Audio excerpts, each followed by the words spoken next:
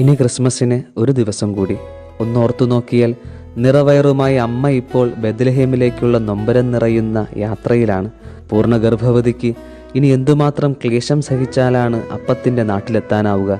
ഇനി എത്തിയാലോ ഒരു സത്രവും അവൾക്കു വേണ്ടി തുറക്കാൻ പോകുന്നില്ല. പരിശുദ്ധ അമ്മയെ നേരിട്ടൊരു ദിവസം കാണാൻ പറ്റിയാൽ പറയാൻ നെഞ്ചിലൊരു വാക്കു മാത്രമേ ഇനി ബാക്കിയുള്ളൂ: നന്ദി.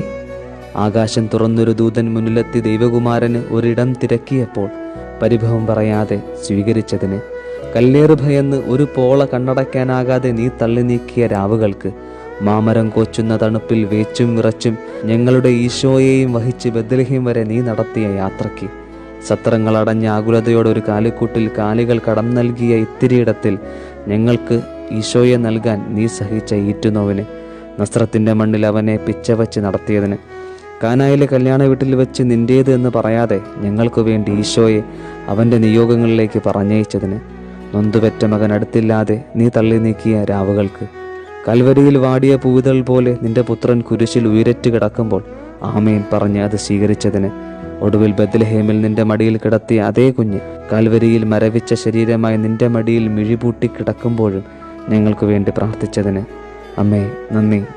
ചങ്ങാതി, നാളെ ഈശോയുടെ ബർത്ത്ഡേ ആണ്. കാരണം ഇന്ന് ഒരമ്മ ബെത്ലഹേമിലേക്ക് വേദനകളോടെ നടന്നു നീങ്ങുകയാണ്.